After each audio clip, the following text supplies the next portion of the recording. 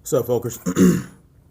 Snapzilla Gorilla, aka Snap Turtle, aka The Definition, coming at y'all with another short video with some tips for heavy bag training. Okay, now,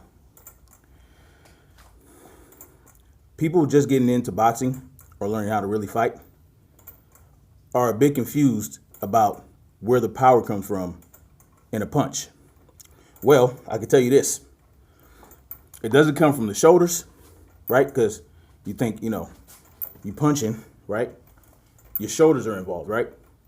No, that's not really where the power comes from. I mean, you can muscle a punch, but all you're really going to end up doing is pushing. You're not really going to be punching. So it's important that we understand where the power comes from. It doesn't just come from your shoulders. You're using your whole body, right? So let's say I'm throwing a jab, right? Now, there are several different types of jabs you can throw. You can throw a throwaway jab, right? It's kind of like, right, to blind your opponent, to distract them, right? To distract them with your hand speed, right? Throw a jab out there. And you're not really putting any mustard on it. And you're not even using muscle, right? You're just throwing your arm out there. Even that is done not from your shoulder. You just, right? You're whipping it out there because you want it to be fast. You don't want it to be slow, right? Speed comes from, how light you are, how relaxed you are, determines how fast you get your punches off. So if you're real tense, right, you're punching like this, because a lot of people just getting into true fighting, they get real tense up. They're like this, right, because they're scared. They haven't done it. They don't have the experience, and they don't understand that the more relaxed you are, the better off you are. So if I'm here, right, you can see I'm relaxed, right? My chin is tucked, right? But my shoulders aren't hunched up. My shoulders are down, right? So if I want to get a quick throwaway jab out, boom. What I would use a throwaway jab for is maybe to change my angles, right? In a big way. And I don't want them to see my footwork, right? So the key is to blind somebody. When you want to get those angles on people, you don't want to just do it, right? You don't want to just come over here, right? Right, unless they're punching at you, unless they're coming at you, you can get out the way, right? But that's when you're defending, right? When you want to get an angle on someone to attack, you want to do it different, right? Okay, so the best way to do that is to blind your opponent, right? To distract them before you make that move, or distract them just as you're making that move. So let's say I want to cut over here at an angle. I'd probably just throw a couple jabs, come this way, right? Right, man. Throw a couple jabs and maybe throw a little combo, a throwaway combo, right? And then all of a sudden, I throw my jab out there, right? Or here like this. And as I'm doing that, I'm taking a step, a 45-degree angle step this way, right? And just as my hand touches your face, the heel of my foot touches the ground, and then I turn this way, right? You saw that? So let's see if I can cover the camera lens, so that by the time my hand is away, I'm somewhere else. See? I'm over here. See? And I'm here. All of a sudden I'm inside. I can work your body, get you to drop your hands, take the wind out of your sails. So I'm here. Right? So, bam, just like that. You don't want to just go into the movement, right? You want to be light on your feet. You want to be kind of on your toes, but not too much, because that helps your movement, right? Now, some people like to plant their feet when they're throwing combos, right? Because it makes the combos faster. Because you're playing, you can focus on just moving your hips and your hands. But when you move your feet, right, when you turn your feet, with those punches, you put a little more power into it. And that's what I'm going to talk about.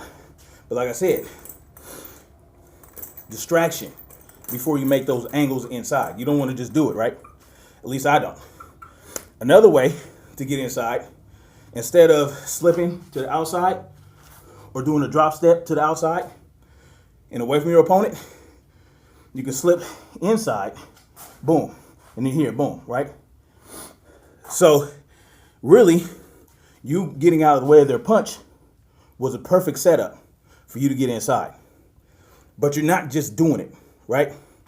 You're not just doing it. You might want to fake that way, fake that way, right? Fake that way. And then all of a sudden you're over here. You know what I'm saying? Those are different things you can do to distract your opponent to get them to go where you don't want them to go. It's like juking somebody on the field or crossing somebody over on the basketball court. You juke somebody in the football field, you're here, right? You want them to think you're going that way, and all of a sudden you're taking off this way. It's the same thing with boxing, except you constantly, for 3 minutes, or in a fight, you don't know how long a fight gonna last. A fight can last 10 to 30 seconds, all the way up to a minute. So if you have the stamina, you can keep your movement up, let them throw all their wild shit if they're not trained, and then when they tire up, you can probably hit them with one good whop, right? One good cross or a sucker punch, right? You can lead with your sucker punch, your cross, and that's what they call a sucker punch because you have to be a sucker to fall for it. That's where the term came from. So you're moving, movement is important, right? And that's pretty much the key to any fight. It's about positioning, it's about getting those angles, it's about finding those triangles of vulnerability on the person's body, right? Because they might be covering up, right? They might be covering up this way, or they might cover up. You're not covering up like this in a street fight, right? In a street fight, I'm gonna be here, right? My hands kind of away from my face, because I don't want them to hit me. Blocking. Now, if you have to block in a street fight, you wanna bring your arms all the way up. You don't want to do this way, right? Because you can hurt your hand. Now you want to bring, right? But movement is still important. Anyway, I wasn't really coming to talk about that, but it's key. Movement. It's about moving your feet. It's about footwork, finding those angles, finding those triangles to get in, right? Whether it be an uppercut through here, or whether it be a hook over here, or an overhand right over here. You know what I'm saying? Or a hook to the body, uppercut to the body. You find those triangles, right? You got a triangle here, you got a triangle there, got a triangle there, got a triangle here. Find those triangles. So that's the key to that. Now, when you want to throw a powerful punch, I'm gonna show you what an arm punch looks like, right? So I'm here. I'm gonna throw my right cross. See that? I did a punch. You might think, damn, that motherfucker punched the shit out that bag, right? He punched the shit out that bag, man. That shit flew across the room. Nah, the only time you want the bag to fly across the room is when you're doing a fucking front teep or a push kick or something like that, right? That's when you want to get your knee up and you, right? And you thrust, and that's how you get that bag swing. Because you really want to push your opponent off you to give yourself some breathing room. Because maybe your opponent is crowding you too much, and you want to get them off you so you can reset. Then you do a front teep. That's the only time you really want to push an opponent. But I'm going to show you guys what the bag looks like when you actually throw a powerful punch. Okay, I'm going to show you what it looks like.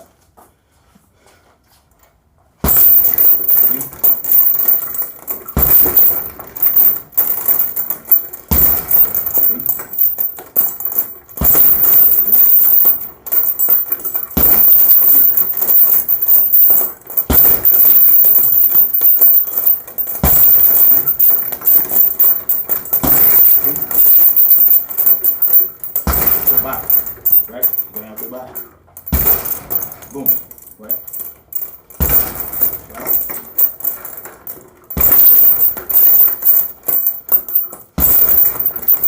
Now, what was the difference between those first set of punches I threw and that? I'm going to show you the first one again.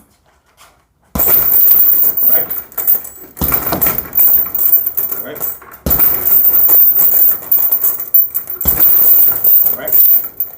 I want you to pay attention to my arm positioning when I throw that punch and what my hand is doing after the punch lands. Right? What is it doing? My hand is dropping. That's how most people punch, right? Well, some people on the street, they go like, right? But we're not talking about those guys. We're talking about somebody who actually has some natural fighting ability. They just don't have the technique down. So they're, right? Look what their hands, all right? So I want you to pay attention when you throw a real punch, what my hand is doing. Right? Right? What's going on? Right?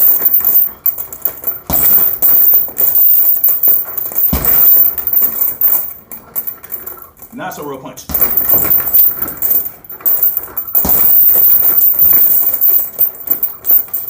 You see the difference? It took a lot more effort to make that bag move all the way like it did. Now this is a 65-pound bag, okay? You know, even with a proper powerful punch, it's going to move a little bit, but not too much. But it's, you know, you're really doing something right when you can punch a 65-pound bag with a lot of power and it don't move that much. You know that you got a powerful punch, because what you're doing is you're penetrating the bag with your punches. You want to penetrate. You don't want the energy to be distributed all over the bag, right? That's why it was pushed, right? You want it to go through the bag. You want the pop force to go through the bag, right, out to the other side. And sometimes, if I use this bag here, right, if I was able to hang it from here and have it off the ground, you know, because it has a lot more, it's longer. And if you see a real powerful punch, you'll see the bag fold right in the middle, right where you punch it, just like this, right? As opposed to swinging, because you're punching through that bag. That's what you want. So how do you achieve that? I'm gonna tell you. So instead of just throwing the punch like this, right? Like that, you know, or if you hear bam, bam, right? Instead of just throwing your arm out there and trying to muscle it, you want to turn your hip when you throw that punch. You want to turn your hip like this. So a good way to practice moving your hip for a punch is just, you know, twist like that. So what I'm doing, my heel is coming off the ground just ever so slightly. It's like squashing a bug, but you're not on your toes. You don't come on your toes when you squash a bug. You're down here, bam, right? You're turning that heel, right? And it's off the ground just a little bit, right? That's how some people do it. Other people, they just turn the hip, right? Their feet are planted. They're turning the hip. With that hook, they're turning the hip. With the cross, they turn the hip. With a strong jab, you're turning the hip this way. And you're bringing this shoulder back. And you're generating that force through your jab. So let's say you throw some throwaway jabs, and you want to catch them good with that strong jab. Then you come out like you're pulling a bowstring. And you're twisting and you're thrusting your hip out this way, right? Your front hip, and you're turning your rear hip this way, and you just bring your shoulder up. But you always want to have your hand up like this in case they counter with a hook or something. So it's all in the hips, right? And for a lot of people, it's also in the feet. You're turning your heel with those punches, bam, with your hip. It's all moving it as one.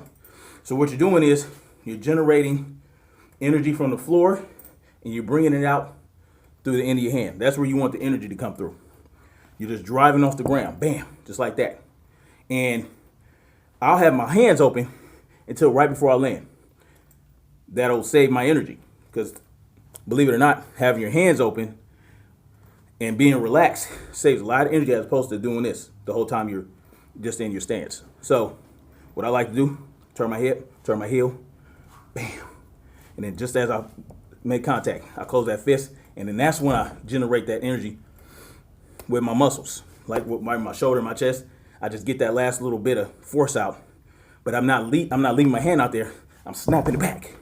So really, as soon as I make contact, I tense up, right? I muscle it, but instead of muscling through, right, I muscle it to bring it back. And what you're doing is it's like a slingshot. So you're pulling this, bam. You leave a lot of energy out. You putting a lot of energy through that hand and through the target, bam, and you bring it back. So right before I make contact, I close my fist, hit with these two knuckles, right? Bones nice and straight, like this. You don't want to be like that. You don't want to be like this. You want to be like this. Make contact, bam. Put that energy out, right? Then I muscle, bam. I put that power at the end of the punch. All that power I generated from the ground, through my leg, through my side, through my arm. And I snap my hand back and come back to a defensive fighting stance. And that's pretty much how you actually generate power in a punch. So let me know how y'all feel about this video. Hit the like button, share, subscribe, and I'll holler at y'all later. I'll get back at y'all with more tips. Peace.